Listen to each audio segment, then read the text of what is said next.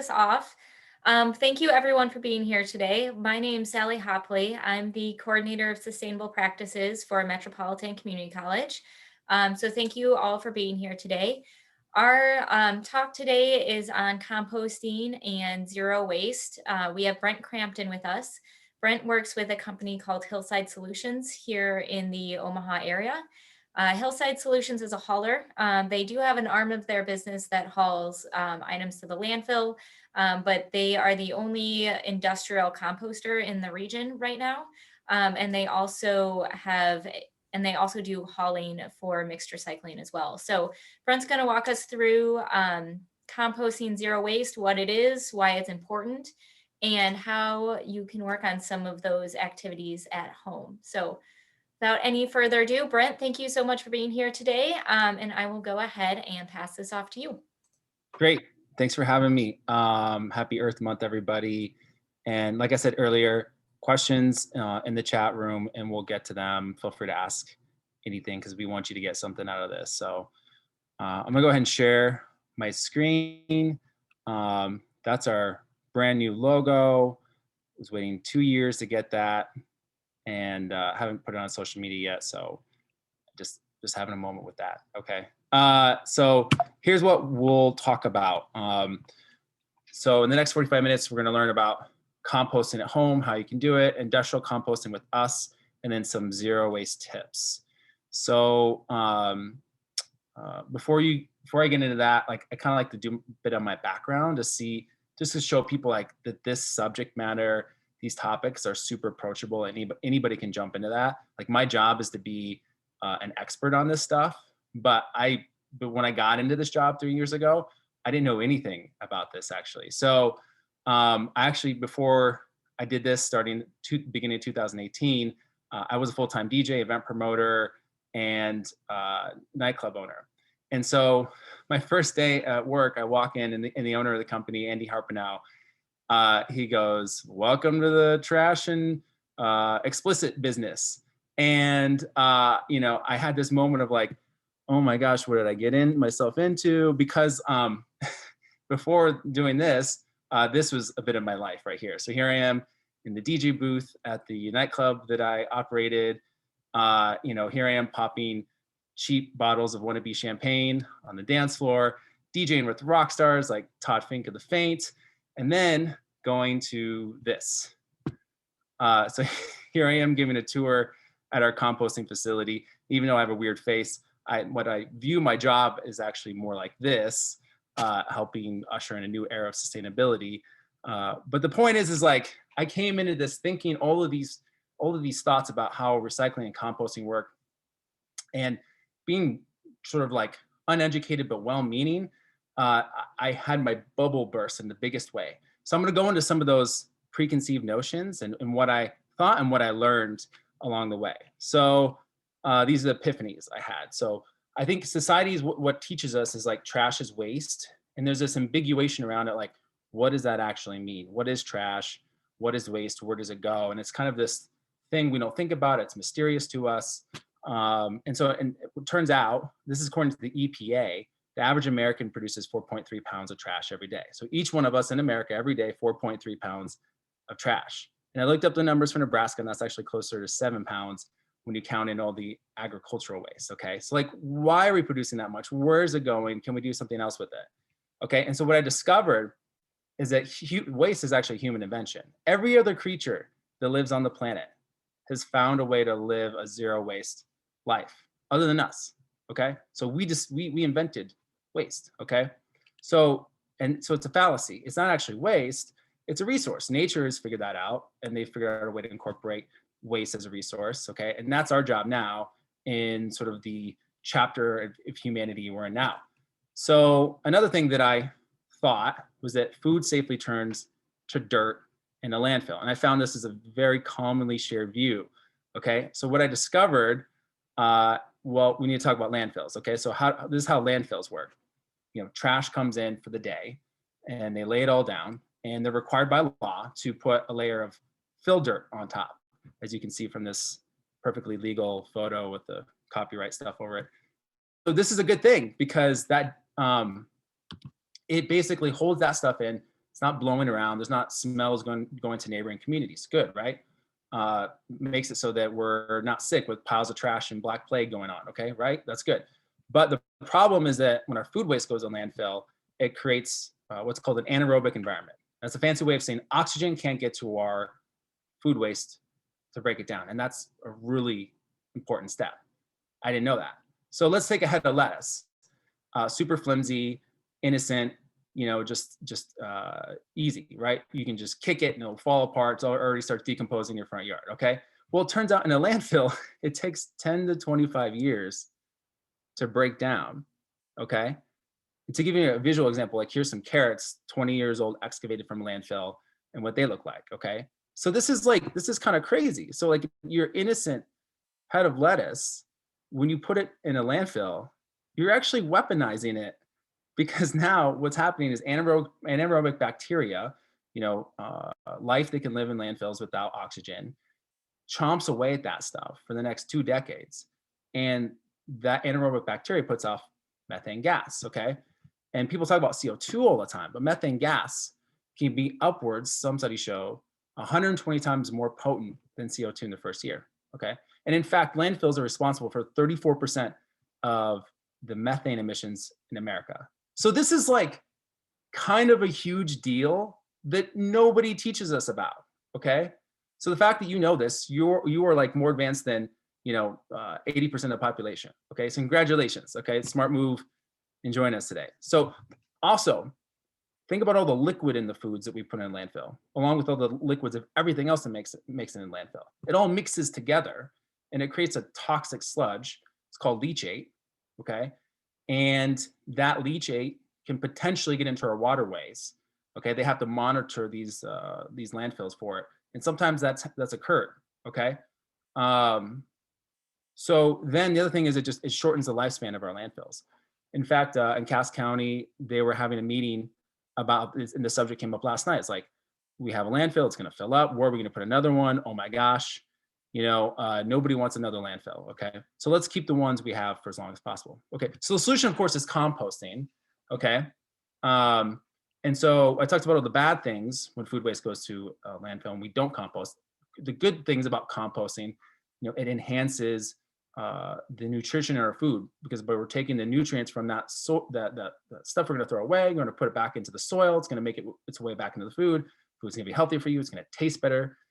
It's going to help keep, when we compost and we add that to our soil, it helps keep soil there, so there's less water runoff. And then what's super important, you think about climate change, like in some ways it seems incredibly complex, like how do we solve this? But there's some narratives out there that make it incredibly simple, which is, here's the problem. We had carbon in the ground, okay? We extracted it, fossil fuels, we burned it. Now that carbon's in the air, so that's causing a lot of problems. What we have to do is get the carbon, yeah, let's do electric cars and all that, but you still have that carbon in the air. How do we get it out? You grow things, okay, without the use of chemicals or tilling. It sucks it back into the ground. And turns out there are things in the ground, microorganisms, that love eating that carbon, that then create nutrients as byproducts, which then make its way into our food and help our plants and then help us, okay? So there's this really great movie that came out on Netflix in like January. From this group called Kiss the Ground. And they have this movie called Kiss the Ground. And there's the little preview of it. Fossil fuels should be mandatory are by no watching for means anybody. the only thing that is causing climate change. When we damage soils, carbon goes back to the atmosphere. But when we destroy soil, it releases carbon dioxide. Biosequestration is using plants, trees, and techniques of grazing and farming to capture carbon and store it in the soil. We can fix a lot of our climate issues if we bring the CO2 down into a living plant and put it back into the soil where it belongs. Plants working with soil microorganisms, it seems too simple. Healthy soils lead to a healthy plant, healthy human, healthy climate. There could be a way to eat food that heals the planet. The problem isn't the animal. The problem is where the animals are at. how do we take waste and repurpose and reuse it, because it's really not waste. The poop has to stay in the loop.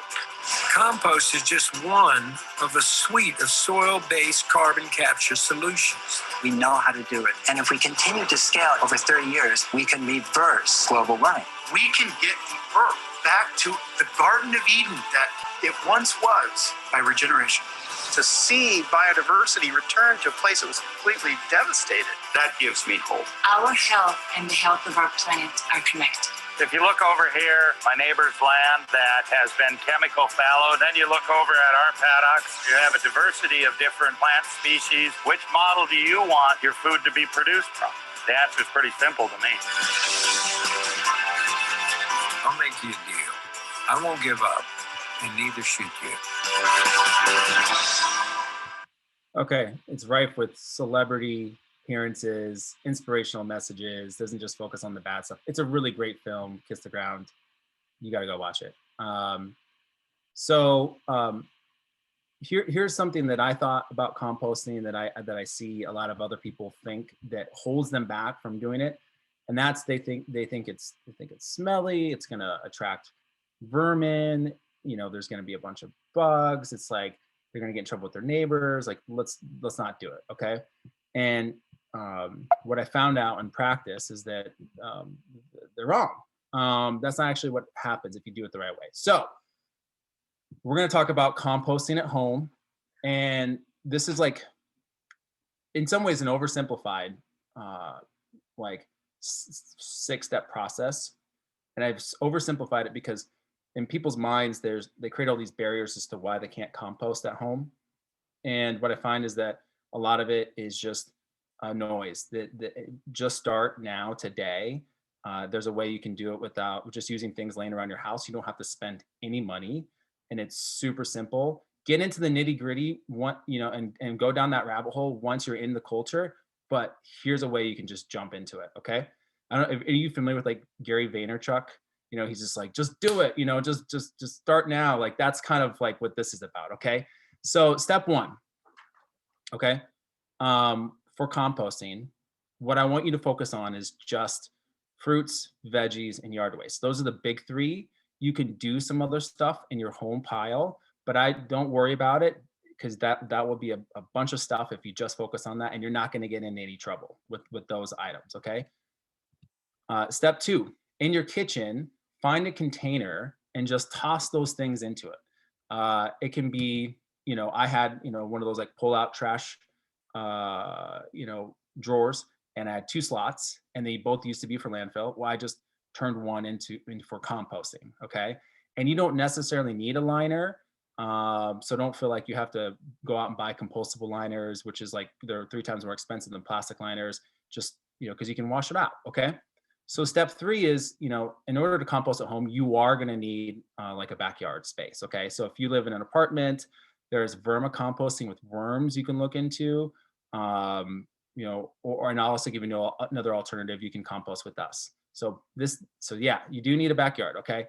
So what you would do is just find a spot that you don't use that has, light, sun hits it, not too far. Your hose can hit it, and just dump it on the ground.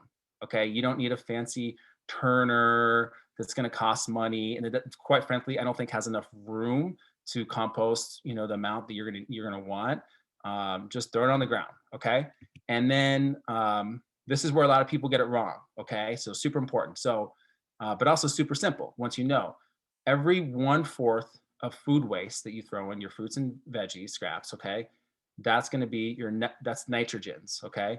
You're going to need about 3/4 of yard waste. That's your carbons. And if you get that nice nitrogen to carbon ratio, you get a good pH balance, and then you don't have bugs, you don't have smells, and your neighbor won't even know what's going on. It could be 3 feet away from their yard. It's like, there's no issue. So here's a picture of our composting area in our backyard. And, my neighbor was throwing away these wood pallets, and I just pulled up, put them in my back trunk, and, if you can see, there's I use zip ties to hold them together. So it's super DIY, super simple. And I like this because it has air pockets on the side, which is good, but it also holds it in, kind of gives it a sense of place. You don't have to do this, but this is nice, okay? Step 5, how often do you tend to that? It totally depends on you. You can be a lazy composter like me, where I mix that stuff up a couple times a year. Be, someone who's like super dedicated and you do it maybe a couple times a week. The cool thing about doing it more often is you will start to see steam rise out of that when you stir it up. And you want to do that because it breaks up the anaerobic pockets, the pockets where there isn't oxygen. It helps move that stuff around so air is getting to it, and it decomposes faster. And then, if you're having if there's a dry spell, it hasn't rained in a while, it's always a good idea if like you're watering your yard, just throw a little bit of water on that too, because the microorganisms that will be there, love a wet environment. Okay. But you can't really mess this part up. It just depends how fast you want the end product of compost. Okay. And then step 6, how do you know when it's done? When it smells like dirt. Okay. So take a sample, put it in a container, put it inside for the day, afternoon, come back and take a sniff. And if it just smells like earth, it's done. If it smells a little foul, then just do it some more. Okay. And, with the setup that I have here, I kind of have like little micro sections, like on the far right is the fresh stuff. And then when I turn it, kind of goes to the middle. And when I turn it again, it goes to the far left. And so the far left, is like sort of the more done area. And the far right is the more fresh area. So that's kind of a way to do that. I used to actually have, sorry, go ahead. Brent, we'll do most of the questions at the end, but this one was just about this section here. When you were talking about adding yard waste, does that include green grass clippings, or is it just more of kind of like old leaves and things like that?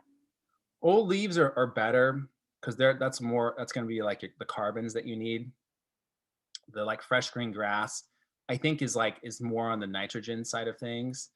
What I would suggest is when you're mowing your lawn, just mow that grass into the lawn, because it's food for your lawn. It's like composting just right there on the lawn. So it saves you a step. And it's actually great for your lawn. I know sometimes maybe if it gets too tall and then you do that and it's kind of a mess, some people don't like that. And yeah, go ahead and throw it in there. That's not a problem. I would say like if you put chemicals on your lawn, maybe consider using chemicals, but then maybe just don't put your grass into your compost pile as well.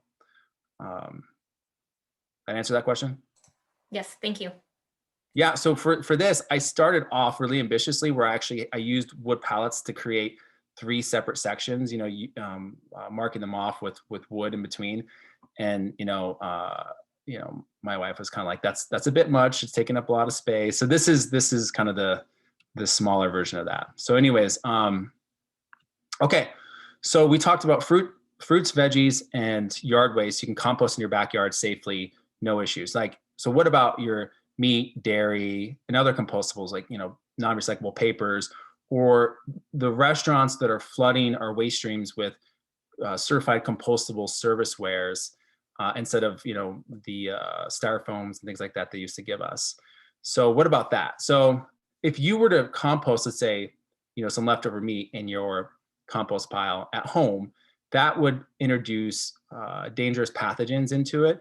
And it's very likely that your piles aren't going to get warm enough to kill off the bad bacteria in there. So you could potentially put that into your garden, which you wouldn't want. Okay. But so here's a solution. We can do that for you. Okay. So Hillside Solutions, we have the area's only industrial composting facility out in Ashland, Nebraska. And in that setting, it's a very aggressive breakdown process. So we can take meat, dairy, bones, non-recyclable papers, and other certified compostable serviceware. So here's a little video on this service we have called Compost Club. It's like a subscription program that you can sign up for, and then you gain access to 45 different drop-off sites around home. So you just use whatever container you have at home to collect your compostables. And whenever you fill that up, you would figure out where your nearest site is and then go to drop it off in the green containers. Our team comes and picks it up on a weekly basis. So that's even paper towels, like I said, certified compostable serviceware. Like, sometimes we get what look like plastic utensils are now made out of cornstarch, or instead of plastic straws, paper straws, you know, and things like that. So then our team takes it, we take it to Ashland, Nebraska, it breaks down in about a month or so, but we let it sit and cure for up to a year before it hits the market as compost and different soil blends. And so for being a member, you actually get some of that material back, and then you also get discounts on soil and mulch that we make. So here's an organic farm in Papillion, Nebraska, Stream Meadow Farms, that uses our soil to grow their tomatoes. They sell those tomatoes to restaurants like Au Courant and Benson. They make beautiful dishes with it.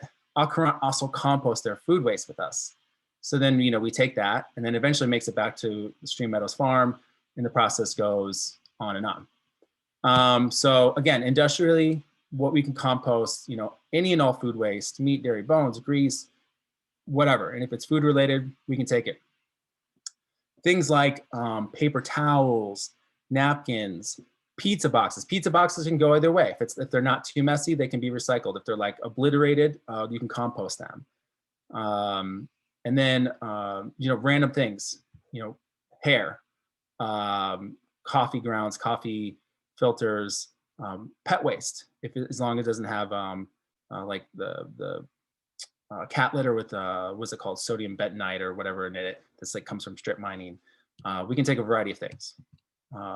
And then here's a visual view of like compostable serviceware, as I was talking about.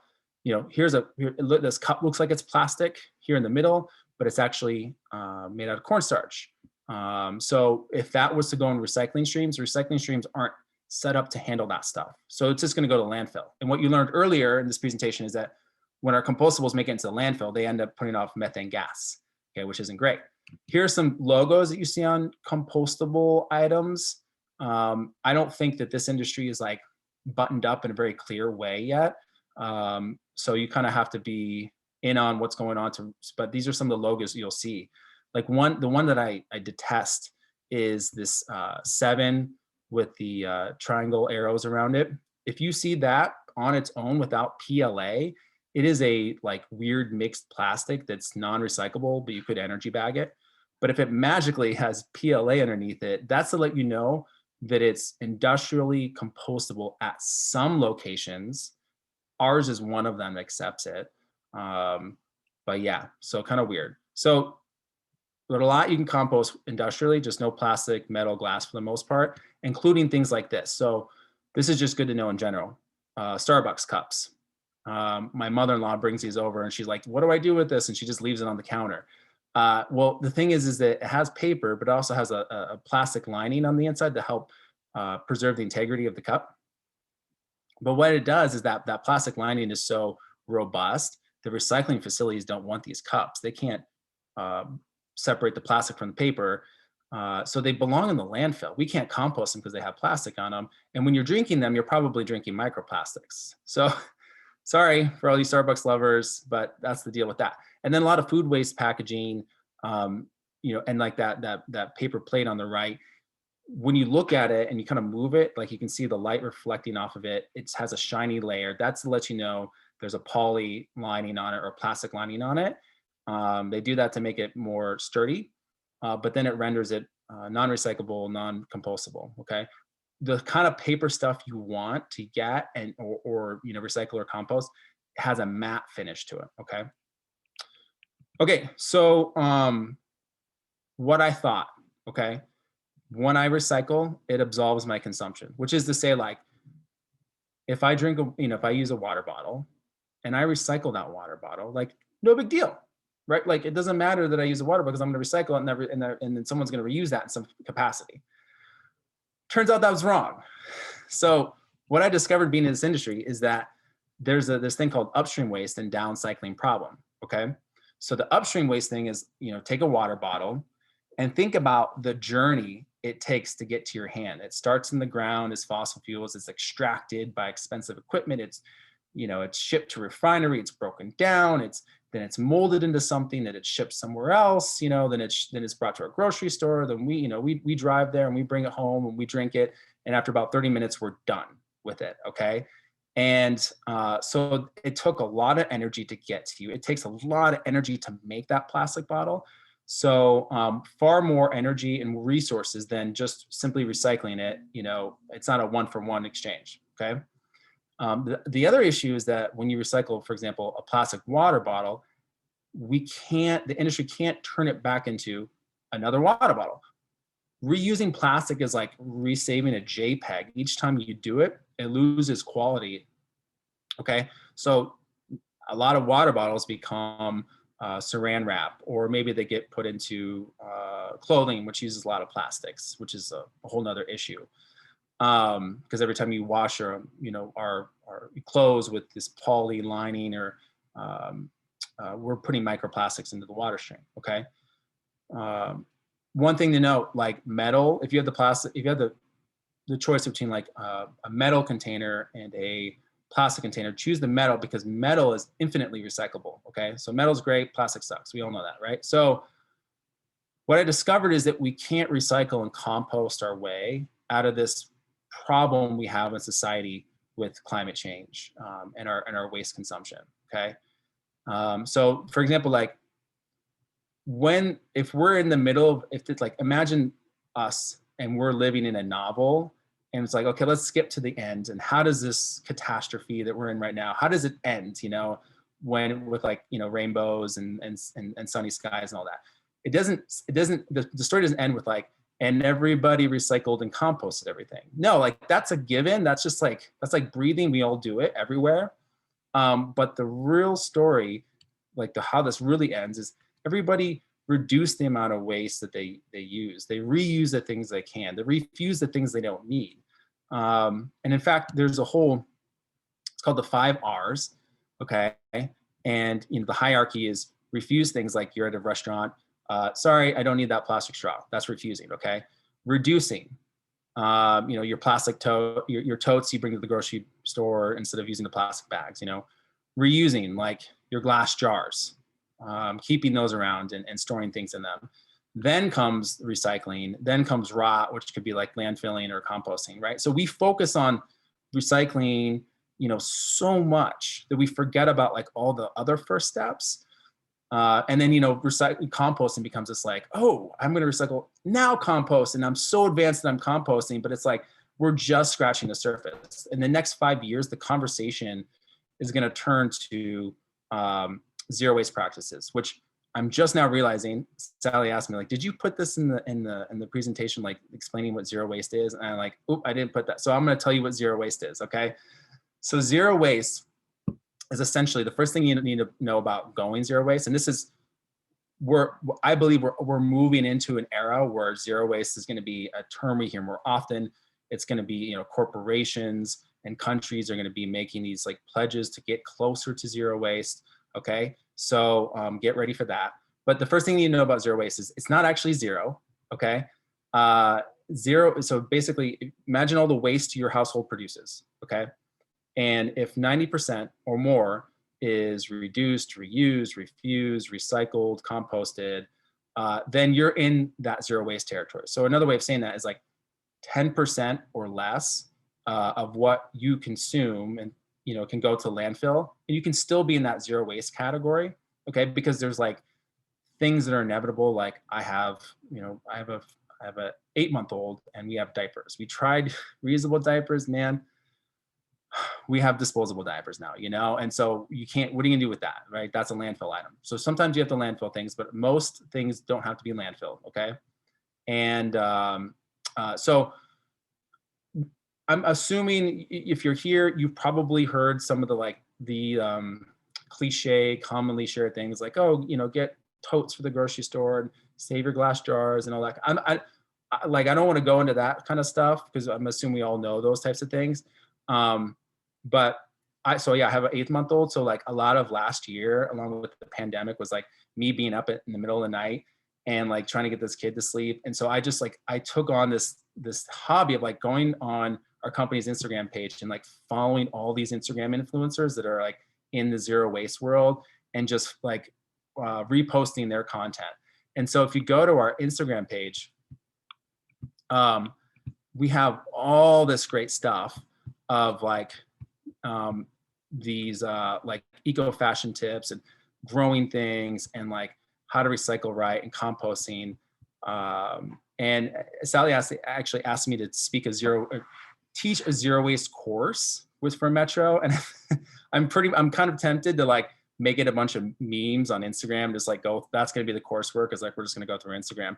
But like, so we have this one that's kind of fun. It's like, these are all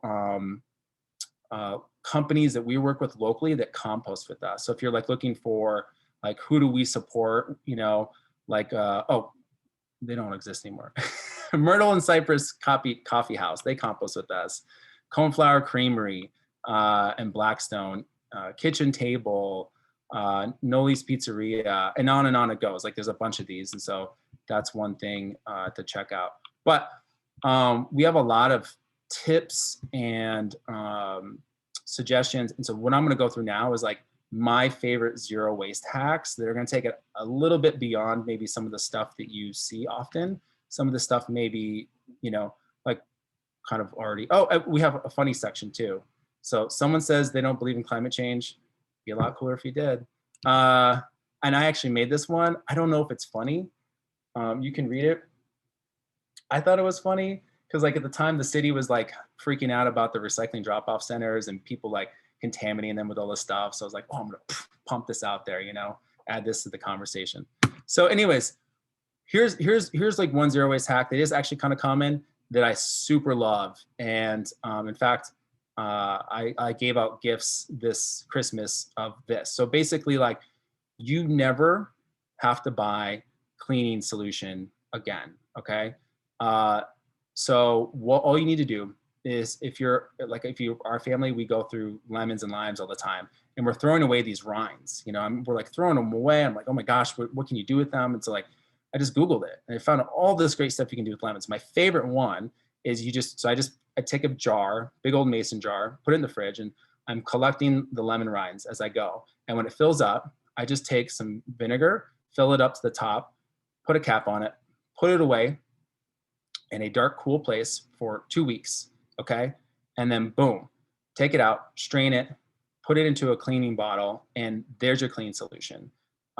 We use this kind of as a general cleaning solution around the house for just about everything, and it works really great. And so then I was like, you see that like that brown bottle in the background? At first I bought that, you know, and then I was like, I feel like a chump because I'm throwing away, you know, recycling glass bottles all the time. So then I started keeping the glass bottles, and then I found this company Jar Amazing that has all these different tops. So there's for soap or for spray. And so then I just used that. And then, so now here's a little lineup I made, you know, recycled saved bottles with like different jar tops. And then like, I have like, there's like like, if you just Google like cleaning solution recipes, you know, like there's one there for dust, there's general, there's windows and all that. So I don't buy cleaning solutions anymore. I just use this. So then on that note, you're saving glass jars and things like that. We have what we call like a reduce and reuse section of our home where we keep things that normally get thrown out that we can reuse. So for example, if you see that middle section, these are all different like plastic containers. So here's another gift for you. You now never, ever have to buy Ziploc bags again, because every week we're throwing away all this perfectly good stuff that is the exact same thing. So just keep it, rinse it out, dry it out, and reuse that. Okay. So you're welcome. Say bye to Ziploc bags. Okay. Another thing, like, you know, here's a top from a Parmesan cheese container. Keep it and make your own spice mix and put that on the top, right? So the fun thing about going zero waste is it's like beyond the recycling composting thing, is like you take a look at all the stuff that you're throwing away normally, and you say, oh, okay, how can I not create this waste or reuse the things that are in there, okay? And once you get into the culture, it feels like any kind of present packaging stuff ever again. Keep boxes or interesting packages that you normally throw out and have a little section in your home for packaging material. You know, newspaper, normalize it. Use newspaper as your, you know, your present covering stuff. You don't have to go out and buy, this fancy looking gift wrapping material, which by the way, isn't recyclable or compostable. So, you can be proud knowing that you're not contributing to that. Another one I love is toothpaste. Okay. I'm pretty much done. I like to buy, I buy toothpaste every now and again because it's nice, but I make my own toothpaste. Okay. And there's so many recipes out there, but like the sort of like the basic one to work from that I like. And again, I made a bunch of toothpaste. I gave that out along with that vinegar cleaner over the holidays. So 2 tablespoons of coconut oil, 1 tablespoon of baking soda, 7 to 10 drops of like peppermint essential oil, like that right there. Put it in a jar, and then you can use it. But then you can, there's all these things you can like add a little bit of sea salt, xylitol if you want a little bit of sweetness, which does help the brushing portion of it. And I've asked my dentist, I'm like, what's the deal with like toothpaste? What's the best one to use? And he was like, it's you just brush your teeth. It doesn't matter. You can just use like your brush and water. Like it's just brush your teeth. So like don't think you have to like, oh well, I gotta have this thing and the anti-plaque. And it's like, no. But I do sort of cycle like normal toothpaste in every once in a while. It just feels great. But anyways, there you go. There's that. Another one. We have a bucket, an eat me first bucket in the fridge, because it's like, think how much produce we throw out, and it's like, oh my gosh, it's horrible. So to bring attention to it, like that's a little hack right there. And then apparently you can like things that you like, okay, I chopped this lettuce off, I'm gonna compost it or throw it away. There's all these things you can keep and regrow. And just so you can take the end of this lettuce core, put it in water, and it starts growing back. And you can eat that. You can do this with all kinds of things. So like here's pineapples, for example. Okay. Sweet potato. I took a sweet potato, and with my 5-year-old, I was like, okay, we're gonna do an experiment. Take this sweet potato, put it in a jar with water, and let's check on it in like 3 weeks. And it's sprouting up like this, and it's gonna go crazy. Like they wanna those sprouts, they wanna like jump up on things and get all viney, and it's kind of fun. And it just lives in that jar. Just switch out the water every couple of weeks. Like it's that easy. You can do this with like I said, green onions, celery, a bunch of different stuff. Okay, so that's my presentation. We're gonna go to some questions here, but just so you know, Brent at Hillside Solutions. If you're interested in that composting service we provide, hillside.solutions/compost club, or just go to our website. We have like a pop-up thing that's kind of annoying that will let you know what the compost club situation is. So cool. I see some stuff in the comments. Sally, if you want to lead that part. Yeah, for sure. Thank you so much for that. A ton of great information in there. As a reminder, if anybody has questions, feel free to put those in the chat. But I will go ahead and kick this off. When you were talking about the composting at Hillside, you mentioned that it had to sit and be cured. Can you talk to us a little bit about why that is, why it has to sit once it's done composting?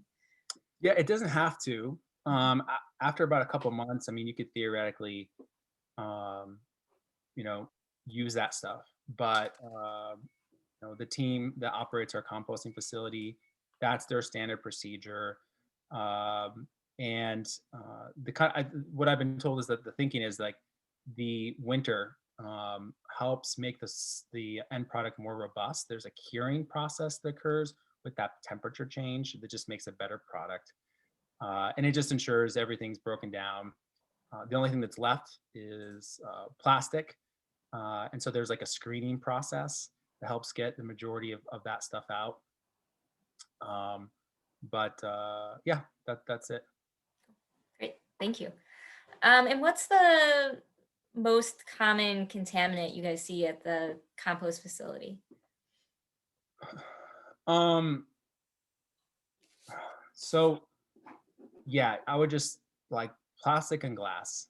But mostly just plastic. Bags, people bagging up their materials and putting that in their yard waste bin, or their things like that. And then things that people think are compostable that aren't, like I talked about, like those paper plates or cups that have that poly lining on them.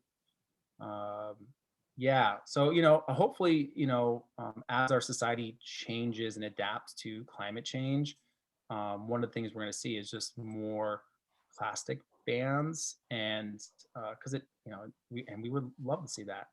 We would love to get all that out of there. But right now, it's just a reality of something we have to deal with. Oh, Amanda's in here.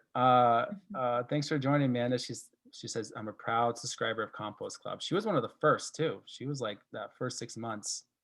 She signed on. So glad you're here, Amanda. Great, thanks. Well, I'm not seeing a ton of questions coming into the chat. So one thing I always like to ask at the end, and feel free, we have probably another good 15, 20 minutes here if you have any questions. But for the folks who are on the call today, if there's one thing you would like them to leave with today, what would it be?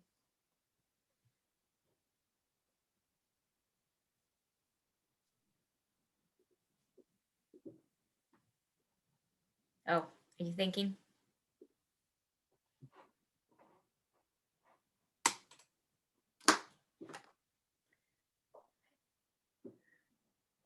Oh, sorry, Brent. Did I mute myself here? No, I hear you. I saw a question pop up from Tyler. What are other non-traditional options for compost outside of a garden? Great. It's a great question. So essentially anywhere where you're growing something is fair game. So it doesn't have to be for a garden. It can just be for landscaping. It can be for your lawn. Instead of using chemical fertilizers for your lawn, use compost. So I took a wheelbarrow, filled it with compost, and my 5-year-old, we put it out in the middle of the yard, and I was like, you see this? I want you to take it and just grab it by the handful and just throw it everywhere. And because the idea was just to spread it around the yard, and so we had a blast, and then a lot of it wound up on each other. But that's what we use for fertilizer for our lawn. Indoor plants, not a lot, but some to provide it some nutrient. Oh, another Instagram slide I didn't include is like banana peel.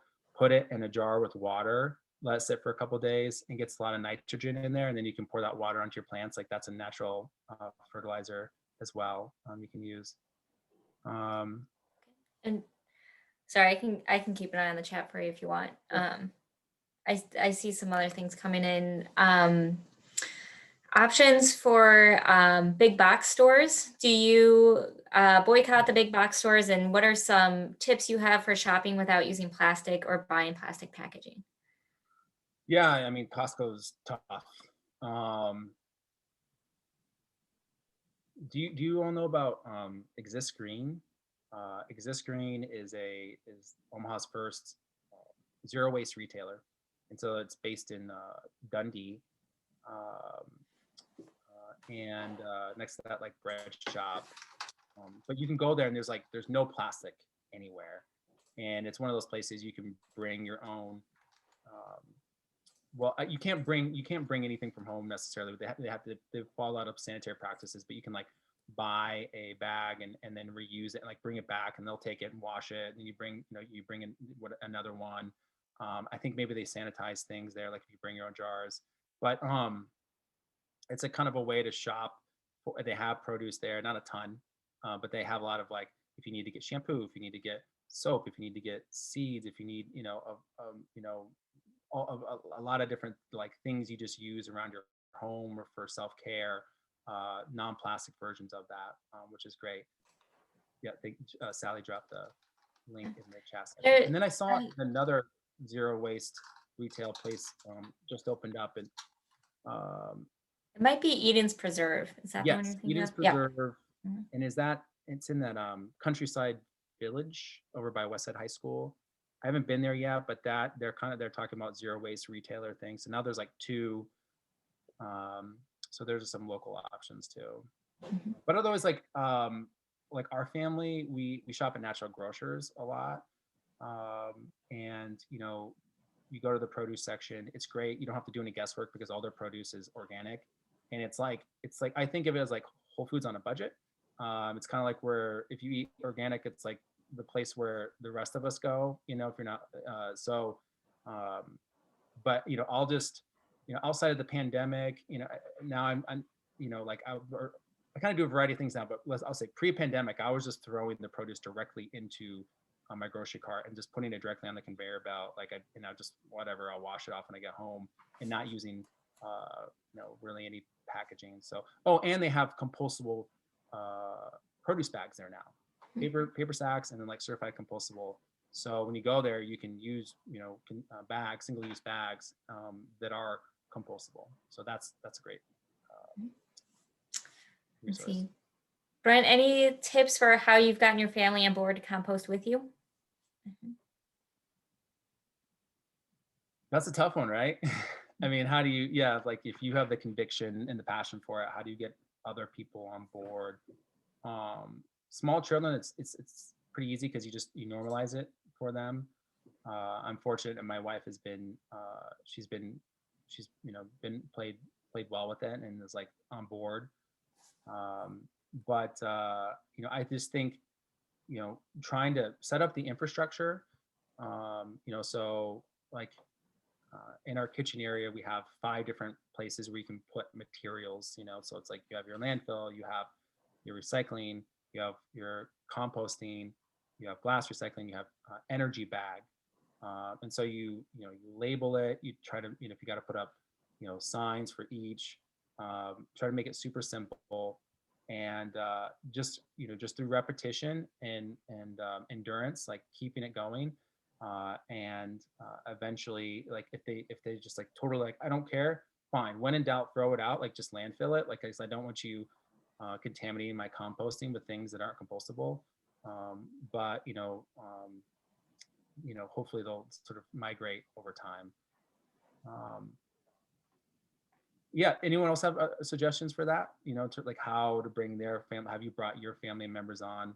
Because that, like, I did not give a sufficient answer there, but I'm lucky. I haven't had to go through that so much.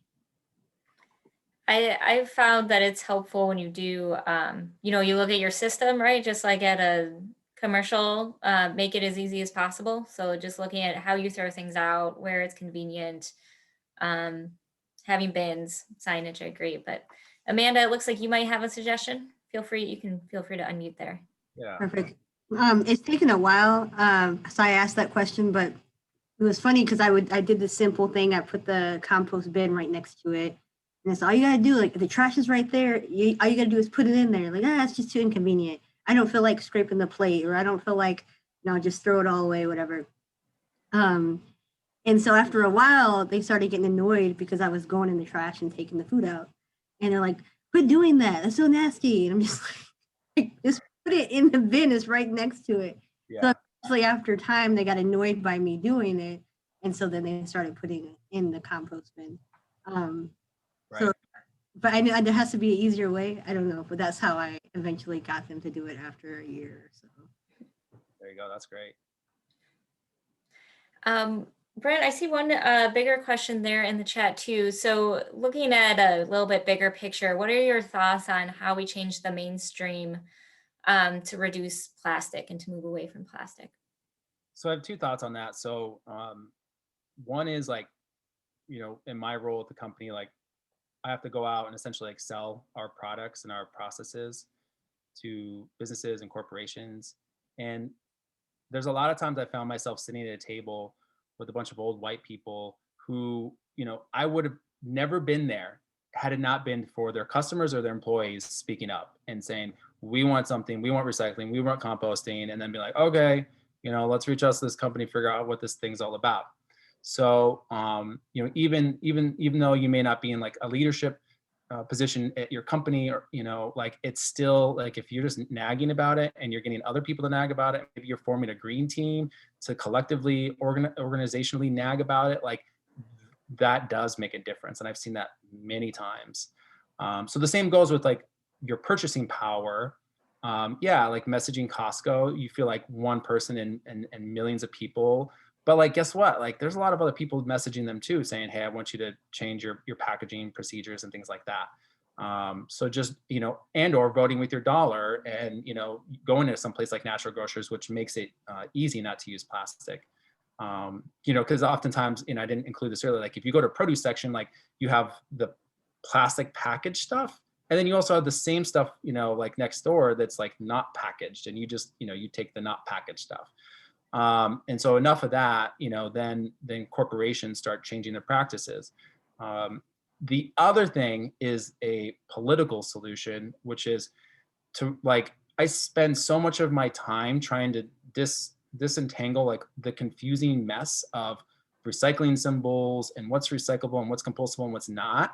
And a lot of those issues would be solved if a federal solution came down and just said, here's the standard way that we're going to label our bins, the colors that we're going to use, the signage that we're going to use, and also, coordinating with, industries that pump out, waste into our society, and saying, hey, you kind of need to conform to some standards. Like, instead of like having 10,000 different versions of plastic, like let's have like 50, and so that way the recycling facilities around the country can say, okay, we can adapt to those 50, and we know how to like capture them and sell them and reuse them, as opposed to like every year there's like hundreds of new types of materials coming out, and these recycling facilities then have to figure out, what do we do with that stuff?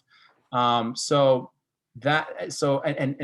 fortunately there is conversations happening in Congress, about legislations, laws that can get passed to kind of organize this. So I would support those and try to give that traction. A third thing is like, on a local level, there's sometimes you see movements for like anti-plastic things. Give attention, energy, dollars to that. A couple years ago, there was a nice anti-plastic movement. It got shot down, but eventually, that's going to change. So, pay attention and go with that. So those are the three things I would say.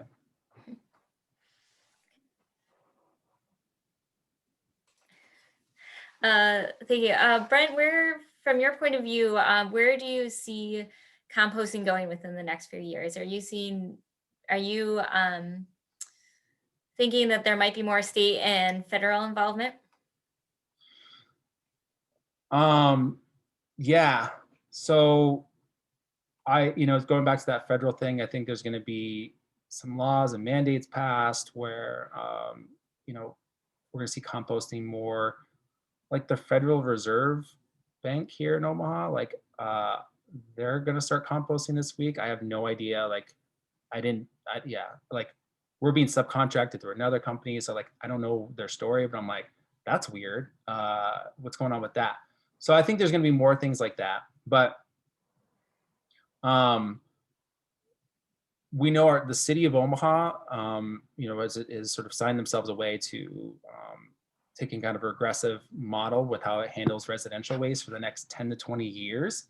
So I'm not too optimistic about that, but I do think that, like that residential composting program we have, Compost Club, we're looking to like kind of keep building and scaling that. We have 45 different drop-offs around the city of Omaha now, but we're gonna, we want to double that. We want to triple that, and you don't have one in every, neighborhood. And so that's kind of a way around the city's lack of response. I think further down the road, we'd love to take it curbside, where we're coming to people's homes and picking up directly. But what needs to happen is like, basically, we all need to start composting at home if we have the capacity. The places we work and go to school, and our places of faith, they need to incorporate the infrastructure for composting and normalize that, and then figure out just ways overall just to reduce, because again, it's not just about how much we can recycle and compost, but it's just reducing all together. Well, we have a few minutes left here, but if there's one thing or one action you'd like folks to take away from today, what would that be? Like, what's the number one that they should carry home with them? Don't create any barriers in your mind. Go and compost this week. Start composting this weekend. Make it a little family project. If you have a backyard, just do it. If you need it, so we're recording this, so we're going to put it online. Also on our website, we have a blog section. There's like a couple blog posts on how to start, basically summarizing the composting method. Just do it. You don't need to spend any money. There's no excuses. And so that's just, there you go. I would say focus on that. Great. Well, thank you everyone for attending today. Like Brent mentioned, this recording will be posted.